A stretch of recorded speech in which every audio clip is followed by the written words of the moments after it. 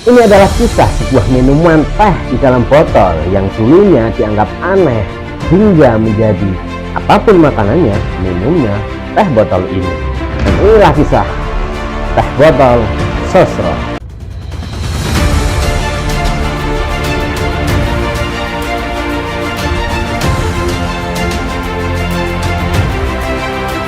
Assalamualaikum, hai thank you matur suwun dah klik video ini. Saya Bre Ahmad, ketemu lagi di Bre Alkisah. Teh botol Sosro gengs. Kali ini kita akan membahas asal usul dari teh botol yang sangat legendaris ini. Walaupun saat ini sudah banyak sekali minuman teh dalam kemasan, entah itu dalam kemasan botol ataupun dalam kemasan kotak atau dalam kemasan saset sekalipun, tapi tetap teh botol Sosro adalah teh yang melegenda. Bahkan untuk beberapa orang teh botol Sosro tidak tergantikan. Gimana kisah selengkapnya? So nggak usah banyak ribet, let's go satset. Jadi teh botol Sosro dimulai dari seseorang yang bernama Sosrojoyo. Jadi Pak Sosrojoyo ini adalah pendiri atau founder lah dari teh botol Sosro. Jadi dulunya Pak Sosrojoyo ini berasal dari kota Slawi, Jawa Tengah gengs. Beliau mulai berdagang teh di pasar-pasar di daerah Slawi. Awalnya beliau hanya dagangan teh untuk orang-orang di pasar gengs. Tapi karena teh seduhan Pak Sosrojoyo ini sangat nikmat, sangat mantap, orang-orang jadi semakin suka dan meminati teh buatan Pak Sosrojoyo ini. Dan kemudian lahirlah ide untuk membuat teh kering dalam kemasan. Pak Sosrojoyo mulai memproduksi teh kering, teh kepiur yang dalam kemasan, dengan nama brand mereknya itu teh cap botol gengs. Jadi sangat keterkaitan dengan teh dan botol. Bahkan dulunya pun Pak Sosrojoyo menamai tehnya dengan teh cap botol. Nah, setelah sukses di kotanya sendiri, setelah Pak Sosrojoyo sukses membuat orang-orang di sekitarnya jatuh cinta kepada teh buatannya, teh seduhannya yang sangat mantap, mulailah terpikirkan sebuah ide oleh Pak Sosrojoyo. Bagaimana ya kalau misalnya teh ini dijual ke orang-orang di ibu kota? Pasti penjualannya akan semakin meluas lagi. Orang-orang akan semakin banyak yang mengenal teh dari Pak Sosrojoyo ini, teh cap botol ini. Maka dari itu, dari Slawi, Pak Sosrojoyo berangkat ke ibu kota, ke Jakarta, untuk memperkenalkan tehnya kepada orang-orang di ibu kota. Karena ya memang namanya juga ibu kota, pasti kan banyak sekali orang-orang di sana, tidak seperti di daerah. Jadi harapannya dengan menjual produk tehnya di ibu kota, maka akan semakin memperbesar peluang Pak Sosrojoyo untuk menjual teh cap botolnya. Nah, awalnya Pak Sosrojoyo di Jakarta memulai dengan menjual atau memberi sampel, cicip-cicip lah guys. Jadi ia menyeduh tehnya di tempat, di pasar-pasar, lalu ia membagikan tehnya kepada para pedagang dan pembeli di pasar.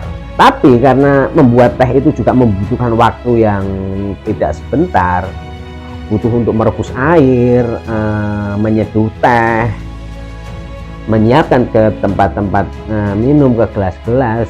Banyak orang-orang yang merasa tidak sabar untuk segera menikmati teh buatan Pak Sosro. Apalagi teh yang disajikan memang teh yang baru saja diseduh dan memang cukup panas. Jadi mereka tidak sesantai itu, tidak secil itu untuk menikmati teh yang disajikan, yang diberikan oleh Pak Sosro gengs. Dan dari situ Pak Sosro merubah konsep jualannya. Beliau merebus air dan menyeduh tehnya di rumah, lalu teh yang sudah diseduh itu dibawa menggunakan panci-panci yang beliau angkut menggunakan mobil bak terbuka. Jadi tehnya sudah digodok dulu di rumah dengan panci-panci besar, tehnya diangkut ke pasar.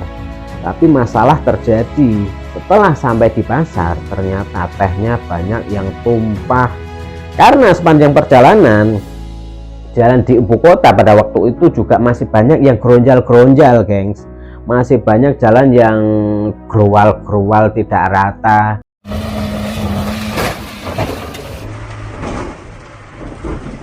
Menyebabkan teh didandang-dandang, dipanci-panci, di mobil bak Pak Sosrojoyo ini banyak yang tumpah. Pada suatu ketika Pak Sosrojoyo juga merasa hampir putus asa dan menyerah, gengs. Di satu malam yang hening, beliau duduk di teras memikirkan, apakah aku harus kembali ke Slawi dan jualan teh di desaku lagi. Jualan teh di ibu kota ternyata tidak semudah yang aku bayangkan. Itulah kira-kira sambatan dari Pak Sosrojoyo kali ya. Nah, untuk kali ini Pak Sosrojoyo menemukan ide yang bisa dibilang nggak wajar untuk pada waktu itu, karena akhirnya beliau melanjutkan membuat teh, menyeduh teh di rumah. Lalu Pak Sosrojoyo memasukkan teh yang sudah direbus tadi, yang sudah diseduh tadi, ke dalam botol-botol kecap tersebut. Nah, dengan botol tersebut pendistribusian teh dibilang lebih praktis. Tidak ada lagi teh yang tertumpah dari panci-panci yang dibawa oleh mobil pickup. Dengan mengemas teh di dalam botol, Pak Sosrojoyo merasa mudah untuk mengangkut tehnya dari rumah ke pasar di mana ia biasa berjualan teh.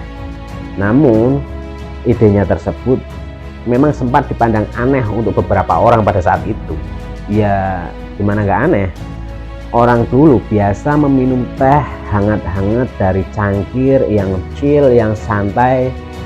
Ini tiba-tiba ada orang jualan teh di dalam sebuah botol dan tehnya itu tidak dalam keadaan hangat. Untuk beberapa orang menganggap goblok. Itu goblok.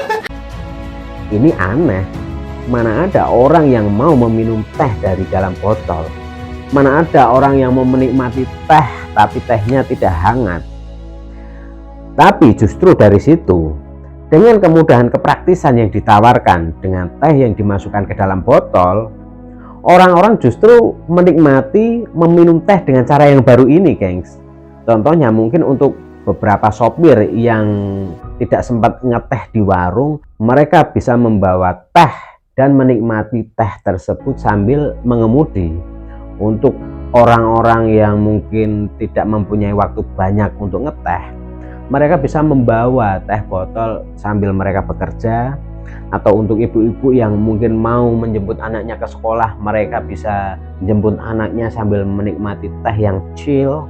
Dan dari situ teh botol Sosro semakin luas dikenal orang, semakin banyak diminati.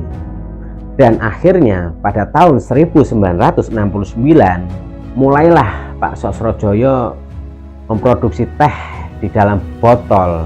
Dan dari situ pada tahun 1974 Pak Sosrojoyo mendirikan sebuah perusahaan PT Sinar Sosro, dan dimana dari situ penjualan teh botol Sosro semakin meningkat, semakin dikenal banyak orang, bahkan bisa dibilang satu Indonesia mengenal teh botol Sosro.